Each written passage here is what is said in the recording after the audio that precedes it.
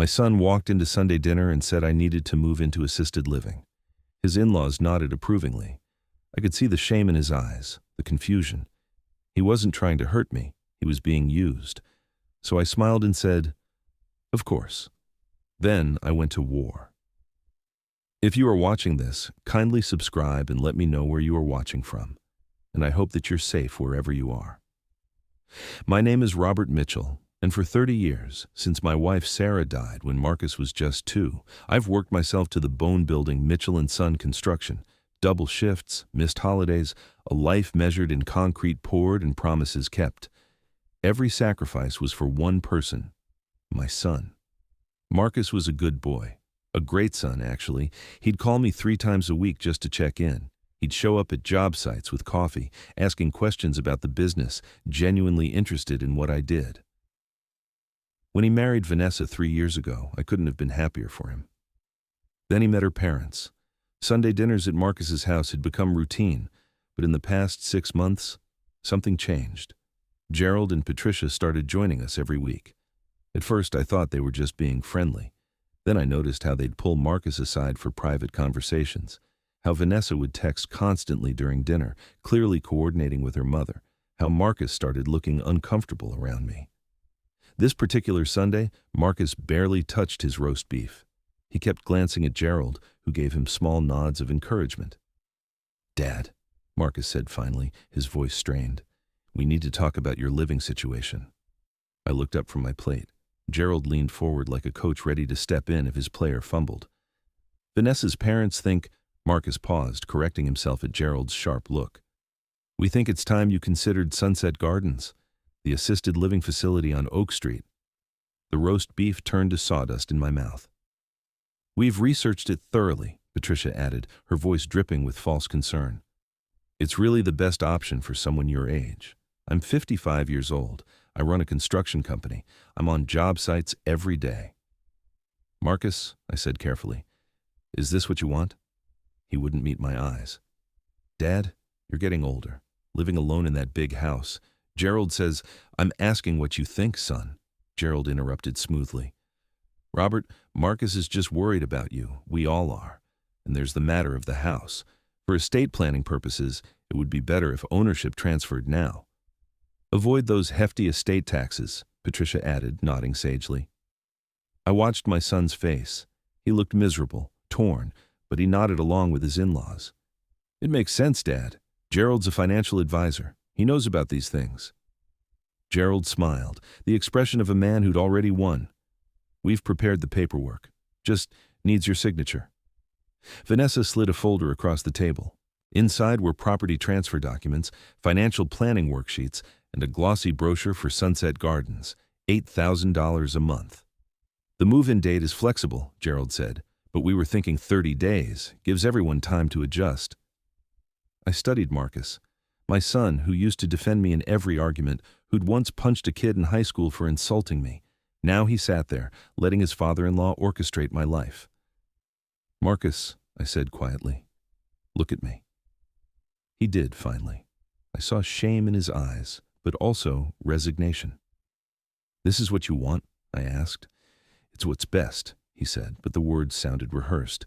I could have fought, could have demanded to know when I'd become incompetent in my own son's eyes, could have asked why strangers were making decisions about my life. Instead, I smiled. "Of course," I said, watching Gerald's shoulders relax with satisfaction. "I understand. You're thinking of what's best for everyone." Marcus's relief was immediate but conflicted. "Really? Dad, I thought you'd be upset." "Why would I be upset that my son cares about my future?" The words tasted bitter, but I kept my voice warm. "When do you need me to move?" Gerald beamed. "Wonderful, Robert. This is very mature of you." The rest of dinner passed in a blur. Gerald dominated the conversation, talking about the wonderful amenities at Sunset Gardens. Patricia described the active social calendar. Vanessa mentioned how they'd turned my house into their family home, plenty of room for the grandchildren they were planning. Marcus said almost nothing. He pushed food around his plate, occasionally glancing at me with an expression I couldn't quite read. I drove home in silence, the folder of paperwork heavy on my passenger seat. The house felt empty when I arrived, the way it had for 30 years. But tonight, the emptiness felt different, threatening. In my office, I opened my filing cabinet. Everything appeared normal at first. Then I noticed small things. A folder slightly out of order. A document not quite aligned with the others. Someone had been in here. The next morning I called Helen, my secretary of 20 years. "Helen, has Marcus been by the office recently?" She hesitated. "He came by about 2 months ago. Said he wanted to understand the business better. Gerald was with him." My stomach dropped. What did they want? "Financial records. I gave them what they asked for because Marcus said you'd approved it." She paused. "Robert, did I do something wrong?" "No, Helen. You trusted my son. So did I." That afternoon, I called Dave Martinez, an old friend who ran a private investigation firm. "Dave, I need your help, and I need discretion."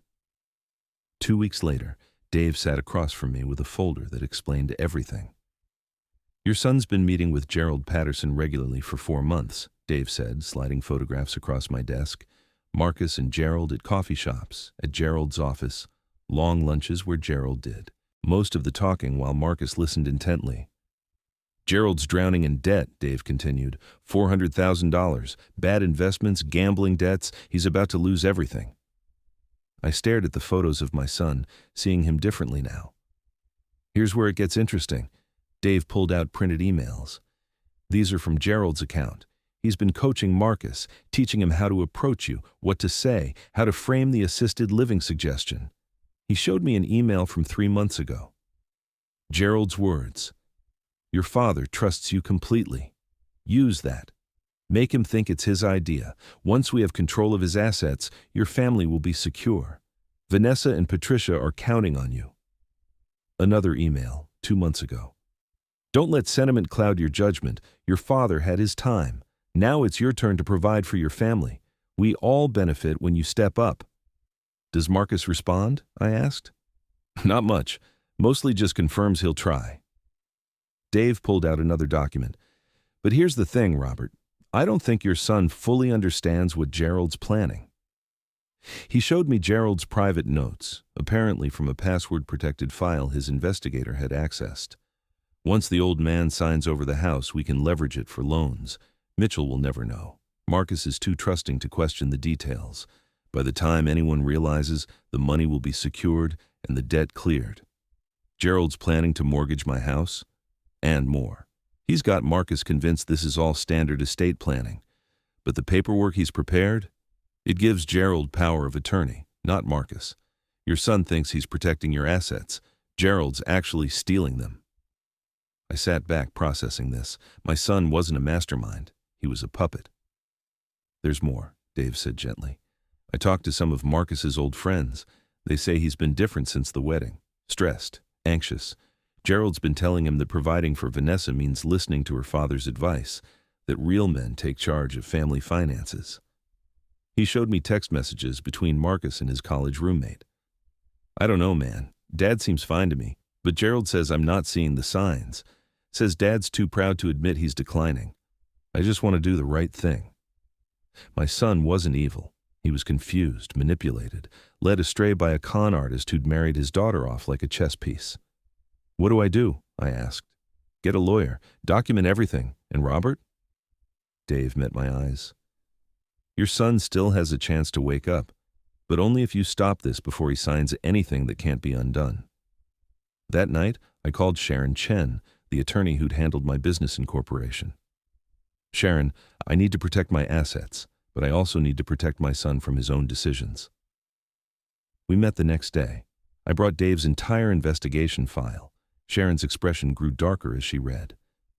"This is elder abuse," she said flatly. "Gerald Patterson is using your son to commit fraud. Marcus doesn't know that. Doesn't matter legally. He's participating." Sharon closed the folder. "But I hear what you're saying. You want to stop Gerald without destroying Marcus. He's being manipulated. Then we need to wake him up." Sharon pulled out a legal pad. "Here's what we're going to do." For the next 2 weeks, I played along perfectly. I toured Sunset Gardens with Marcus, noting how Gerald conveniently had business every time we scheduled a visit. I met with the lawyers Gerald recommended, all of whom seemed more interested in Gerald's approval than my welfare. At one meeting, a lawyer Gerald had chosen tried to rush me through signing power of attorney documents. "Standard stuff," he said, "just ensures smooth transitions." I pretended to read carefully, then said, "I'd like my own attorney to review this first." The lawyer's expression soured. "Mr. Patterson said you'd be cooperative." "Mr. Patterson doesn't make my legal decisions." When I told Marcus about the incident, Gerald was quick to smooth it over. "That lawyer's an idiot. We'll find someone better, someone you're comfortable with." But I noticed Marcus looked troubled. "Dad, if you're not comfortable—" "It's fine, son," I said, watching Gerald's warning look. "Just being cautious." Meanwhile, Sharon worked behind the scenes. She discovered that the house deed transfer documents Gerald prepared were designed to give him control, not Marcus. The life insurance policy changes. Beneficiary was a trust Gerald controlled. Even the Sunset Gardens deposit came from a joint account Gerald had convinced Marcus to open for family expenses. "Your son thinks he's securing your care," Sharon said. "Gerald's actually building a financial empire on your assets." I also started making small mistakes, forgetting my neighbor's name, though Helen had warned him, wearing mismatched socks to Sunday dinner, asking what day it was. Each time, Gerald's eyes lit up with satisfaction. "See, Marcus, this is why we need to act now." But each time, I watched my son's face crumble a little more. 3 weeks before my scheduled move to Sunset Gardens, everything came to a head. Marcus showed up at my house unannounced, midday on a Tuesday. He looked exhausted, his tie loosened, his eyes red. "Dad, can we talk?" Without Vanessa, without Gerald. We sat in my kitchen, the same kitchen where Sarah had taught him to make pancakes. "I don't know what to do," Marcus said, his voice breaking. "Gerald says one thing, my gut says another. He keeps pushing me to move faster, to get you to sign everything before you forget what you're signing." "What does your gut say?" "That you're fine. That you're the same dad who outworks men half his age. That something's wrong with this whole situation." He rubbed his face. "But then Gerald shows me articles about cognitive decline, about how family members are always the last to see it. He says I'm in denial." "Marcus, look at me." I waited until he met my eyes. "Do I seem incompetent to you?"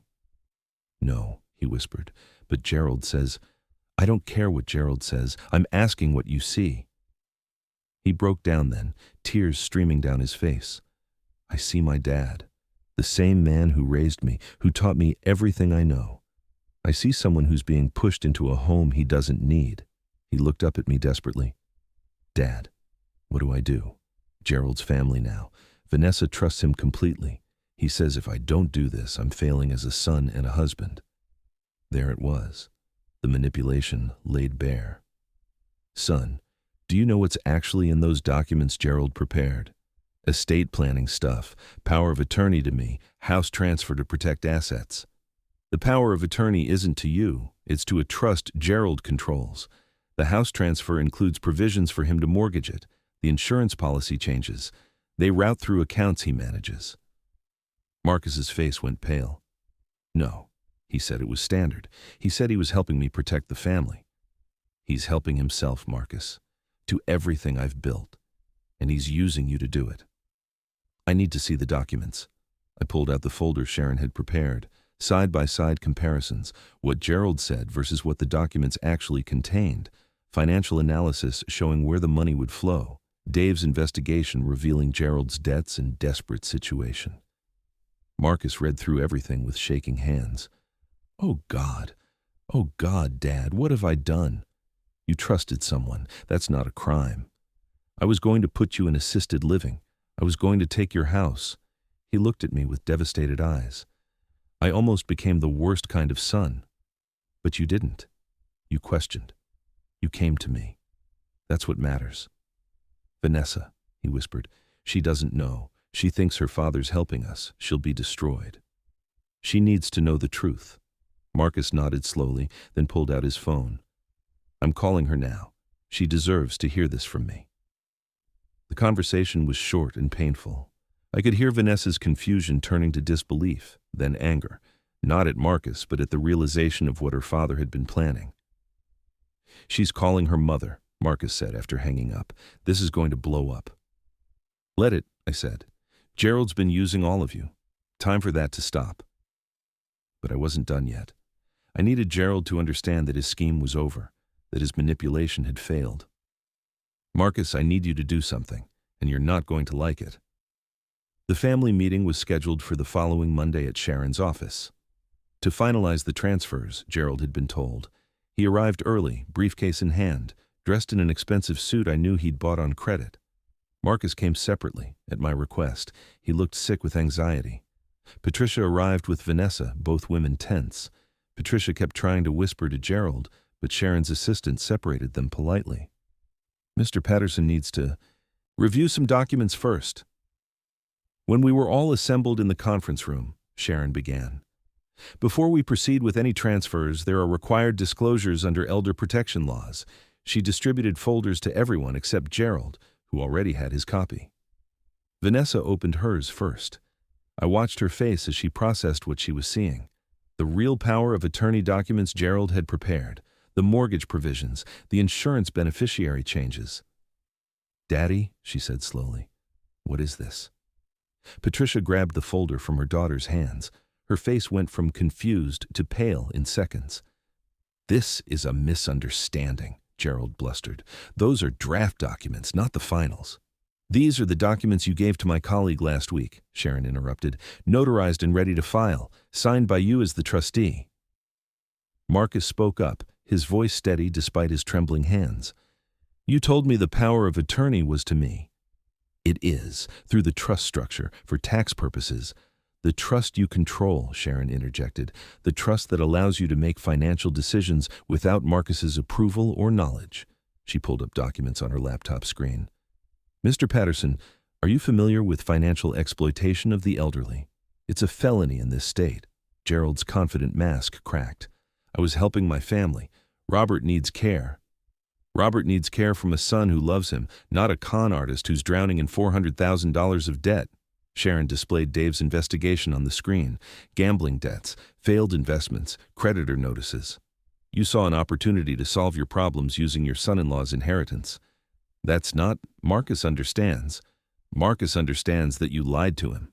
My son stood up, his voice stronger now. You told me I was protecting my father. You said the documents were standard. You used my love for my dad to steal from him.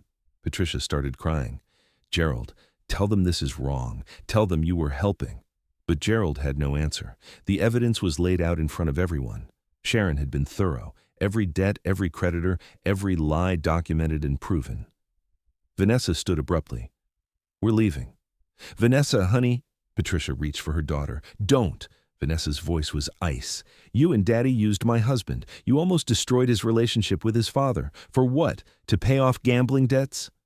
We were going to help you too, Patricia pleaded. The house, the business, all of it would have secured your future. By stealing it from someone who trusted us? Vanessa looked at Marcus. I'm so sorry. I didn't know what they were planning. Marcus took her hand. I know. Neither did I until it was almost too late. Sharon cleared her throat. Mr. Patterson, Mrs. Patterson, you have two choices. Sign documentation acknowledging this scheme, agree to cease all contact with the Mitchell family, and face no criminal charges. Or we take all of this to the district attorney. You can't prove intent, Gerald started. I have recordings, Sharon said calmly. Phone conversations between you and Mrs. Patterson discussing how to manipulate Marcus. Emails detailing your plans. Enough for multiple felony charges. Gerald's face collapsed. He signed the acknowledgement with shaking hands. Patricia did the same, tears streaming down her face. You'll also be hearing from your creditors, Sharon added. I took the liberty of informing them that the anticipated windfall won't be coming. They've already filed liens against your property. After they left, escorted by building security, the four of us sat in Sharon's office. Marcus kept apologizing. Vanessa sat quietly, processing the betrayal of her own parents. I almost lost you, Marcus said to me. I almost threw away everything for someone who was using me. But you didn't, I said firmly. You questioned. You came to me. You chose right when it mattered. How do we come back from this, he asked. One day at a time, with honesty, with trust that has to be rebuilt. I looked at both Marcus and Vanessa. Your parents manipulated you both. That's not your fault. But moving forward, you make your own decisions. No more outside influences controlling our family. Vanessa spoke up finally. Robert, I'm so sorry. I thought my father was successful, wise. I didn't know about the gambling, the debts. I encouraged Marcus to listen to him. You didn't know, I said gently. Gerald's good at hiding his failures. But now you do know. The question is what you do with that knowledge. The fallout was immediate and comprehensive. Gerald and Patricia's house went into foreclosure within a month. The creditors Sharon had contacted moved quickly once they knew their target had no income. The liens piled up, the legal notices accumulated, and the couple who'd tried to steal my life's work lost theirs instead. But unlike my original plan, I felt no satisfaction in their destruction. Just sadness that they'd been willing to sacrifice their daughter's happiness and their son-in-law's integrity for money they'd gambled away. Marcus threw himself into rebuilding our relationship. He started showing up at job sites again, but this time he asked real questions instead of just going through motions. He wanted to understand the business, not inherit it. He wanted to earn my trust, not exploit it. I keep thinking about what almost happened, he told me one Saturday morning at a construction site.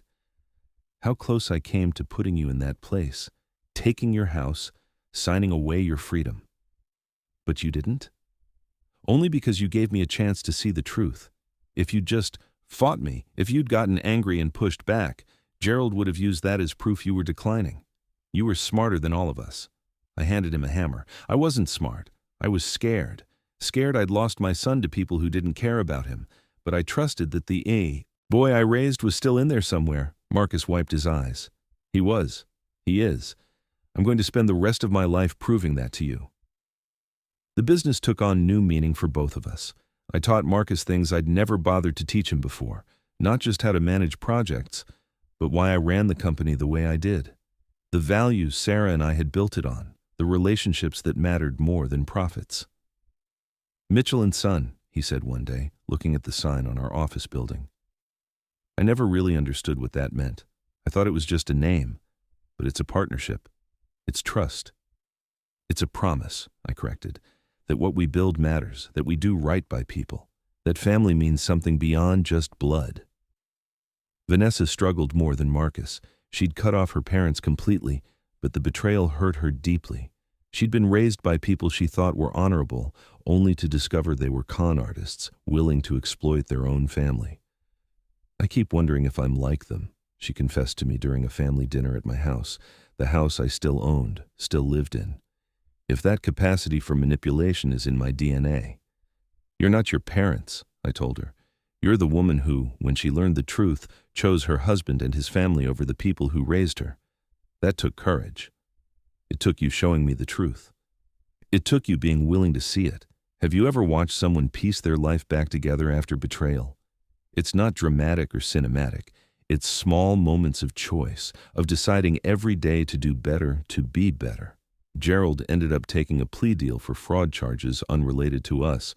Apparently, he'd run similar schemes on church members and old friends. He served 18 months in minimum security prison. Patricia divorced him while he was inside and moved to Arizona to live with her sister.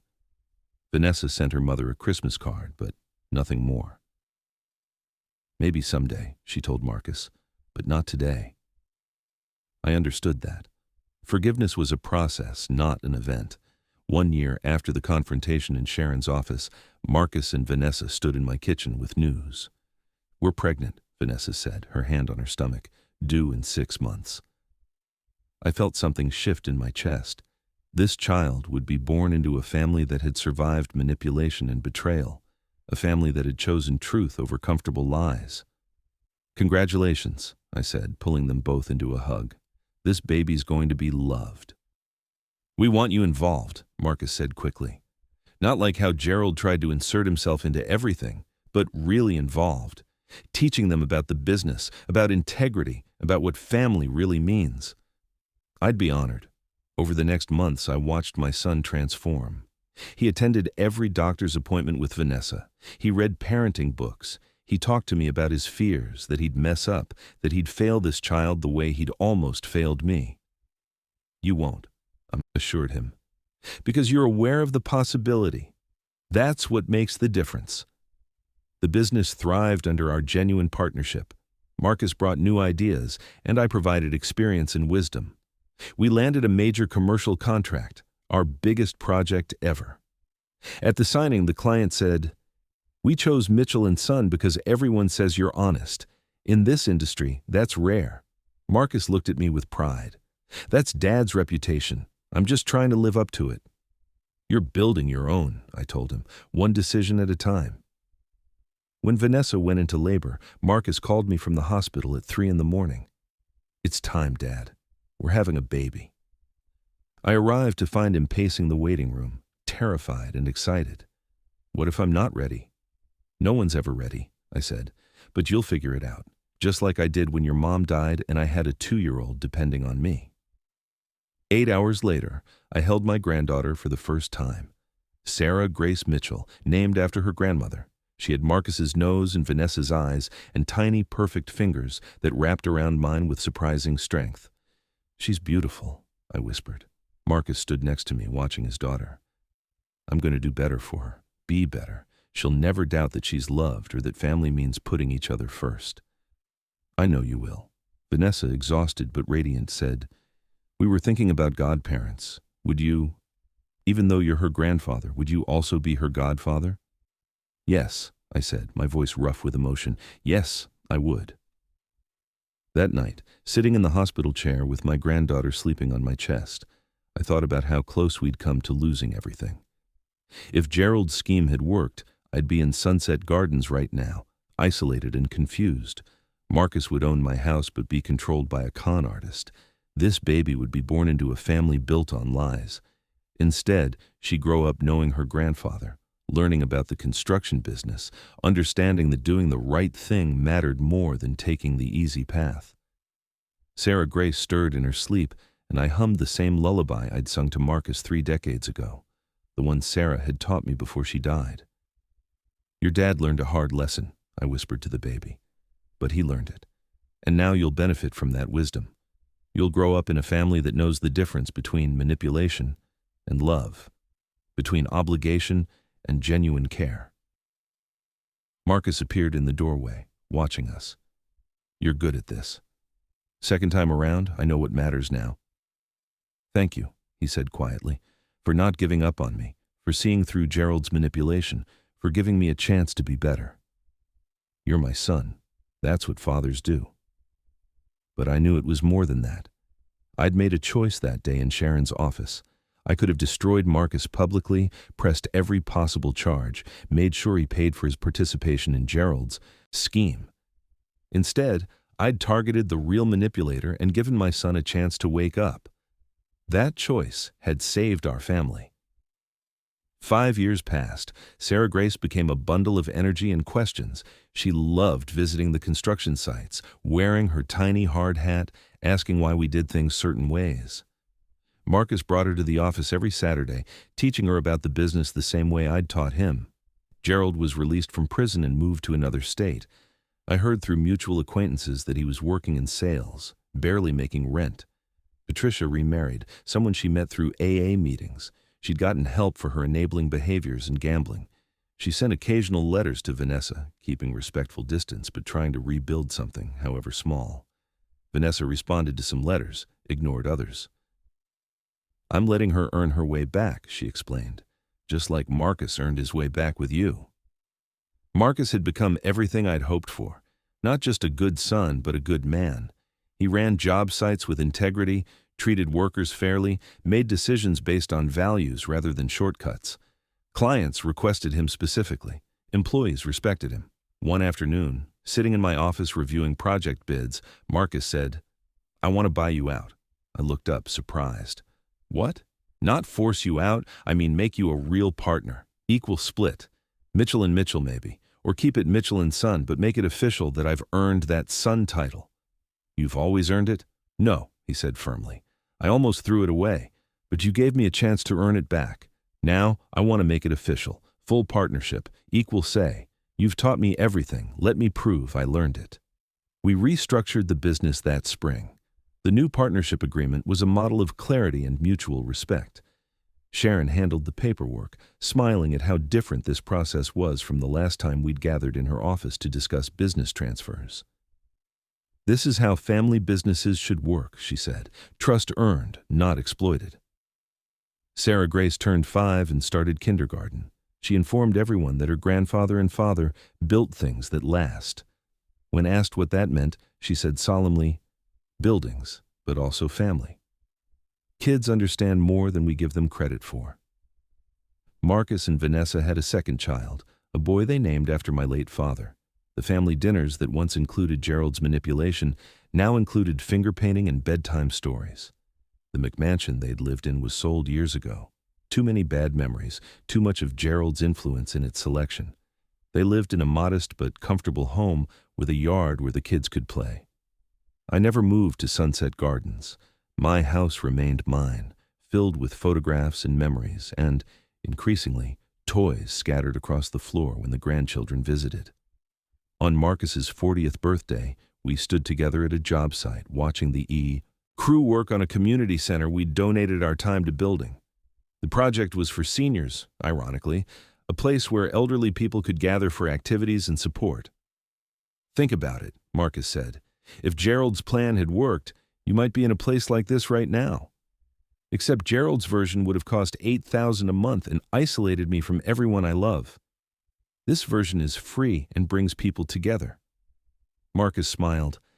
"Everything Gerald did was about taking. What we build is about giving." That was the difference, I realized. Gerald had seen my assets as something to exploit. Marcus had learned to see our family and business as something to nurture. "Son," I said, "I'm proud of you." His eyes filled with tears. "Even after everything I almost did? Especially after everything you didn't do. You could have kept following Gerald's path. Instead, you questioned. You came to me. You chose right when it mattered most." We stood there, father and son, watching the building take shape. Behind us, Sarah Grace helped a patient worker measure boards, her questions endless and enthusiastic. "She's going to run this company someday," Marcus said, "if she wants to. But we're not going to force it. We're not going to manipulate or pressure. We're going to teach and guide and let her choose." "That's the lesson, isn't it?" Marcus said quietly. "Real love doesn't manipulate. It doesn't use people. It gives them choices and respects their decisions. Your mother would be proud of the man you've become. I hope so. I'm trying every day to be worthy of both of you." That evening, sitting in my living room with a glass of whiskey and a photo of Sarah, I reflected on how close we'd come to disaster, how Gerald's greed and manipulation had nearly destroyed everything we'd built, how my son had been led astray by someone he trusted. But Marcus had found his way back, not easily, not quickly, but genuinely. The title Mitchell and Son meant something again, not possession, but partnership, not inheritance, but earned respect, not manipulation, but genuine love between a father and son who'd survived betrayal and emerged stronger. I raised my glass to Sarah's photo. "We did it," I told her. "Not perfectly, but we raised a good man. He lost his way for a while, but he found it again. That's all any parent can hope for." Outside, Marcus's car pulled up. He was dropping off the kids for their weekly sleepover. Sarah Grace burst through the door first, already telling me about her day. Marcus followed with his son, who was fascinated by the construction photos on my walls. This was what Gerald had tried to steal, not just money or property, but this, the ordinary, precious moments of family, the trust, the love, the legacy that couldn't be measured in dollars. And my elegant move, that single decision to expose the manipulation while protecting my son's chance for redemption, had saved it all.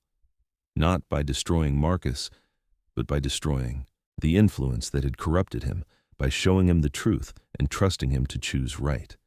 That was the real victory. Not leaving Gerald penniless, though that happened.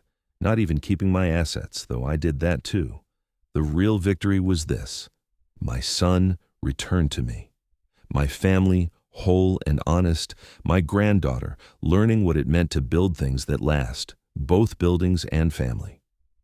My favorite part of this story was when Robert exposed Gerald's scheme while giving Marcus a chance to wake up and choose right. What was your favorite moment? Drop it in the comments below. But before you do, If you believe manipulation has no place in family, if you think people like Gerald who coach others to betray their own parents deserve to lose everything, then subscribe. Only con artists and manipulators won't. Hit that like button if you stand with people who protect their families from predators, not people who exploit them. And ring that notification bell so you never miss stories about justice, redemption, and family bonds that survive even the worst manipulation.